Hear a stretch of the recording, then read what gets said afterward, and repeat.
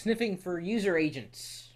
That's information that your browser is passing along to websites when you visit any particular web page. Relatively benign information. Information about the web browser itself. And this information is sometimes used to optimize the experience on any given web page when you visit it with the web browser that you choose to use. And there are a lot of web browsers out there. Tons. And each one of them has its own user agent string. If you want to analyze your own user agent string, or if you just want to know what it is, the easiest way to do it is to visit useragentstring.com. String of information, not like, a string that you tie into a knot. String. String! Everybody loves string. Everybody has a user agent string, whether you knew it or not. So I've got my user agent string. I'm going to zoom in here. Mozilla 5.0, Macintosh U, Intel, Mac OS 10.5.6, ENUS, Apple WebKit 5.2.8, HTML, like Gecko version 4.0, blah, blah, blah, blah, blah, blah. That's a lot. That's a lot of information. But I can analyze it right here on the page. It tells me exactly what each part of that user agent string means. Now, did you know that that U is a good thing? Right there, that little U that stood out there. It's security. So if you got an N, that means you have no security in your web browser. Not good. The U is for strong security, and I is for weak security. Don't ask me, why there's not another option there for so-so security. But I guess, hey, either got it or you don't. It's strong or it's weak. So there you go. There's U. Then, of course, 10.5.6 is the version of my operating system. ENUS, the language. WebKit, that being the browser engine. HTML, like Gecko, etc., etc., etc., etc. So this is information, again, that is passed along whether you knew it or not. And other information about your computer is being passed along as well. Your screen resolution, whether or not you've got JavaScript turned on in that particular session.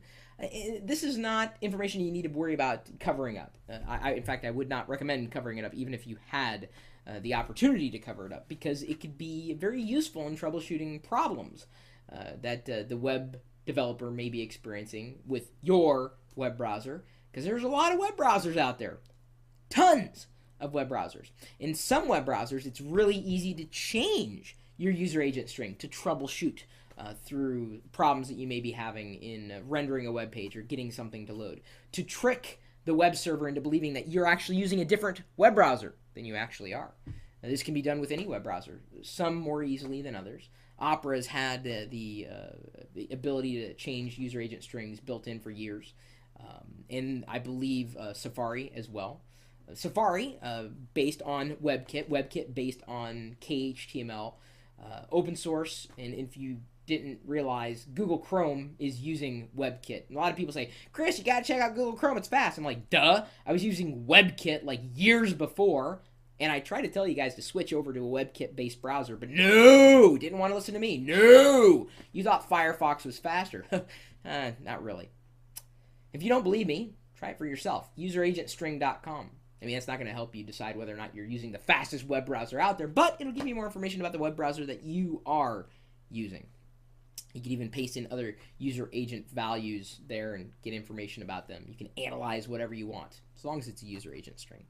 My email address is chris@pirillo.com in case you have any other useful tools to pass along to help us demystify all these geeky things that we run across, including geeks.pirillo.com. Of course, we shouldn't need a roadmap there, but if you are someone who considers yourself a technology enthusiast, hardware, software, services, anything geeky, whether it's related to tech or not, you're welcome to stop by geeks.pirillo.com or the chat room, which is open all the time. It's IRC, so you can access it through your own client, or you can stop by the page that we set up that's got the chat room, and the chat room that's integrated right now within this live video. That's also open all the time, whether I'm here or not. The chat room is, and see, all I am is a conduit, right? I mean, people come in, they ask me questions, and it's not that I willfully ignore them. It's just I get asked the same questions every day, and if someone asks you the same question every day for the rest of your life, you'd stop answering inevitably. Okay, so the nice thing about having the community as a part of the live video is that you can ask them and they can answer you, and you can get the answers that you want. You can ask questions, give answers, just generally be a nice person, and we'll all get along. Typically Talking Tech, 24 hours a day, 7 days a week at live.pirillo.com. We'll see you later.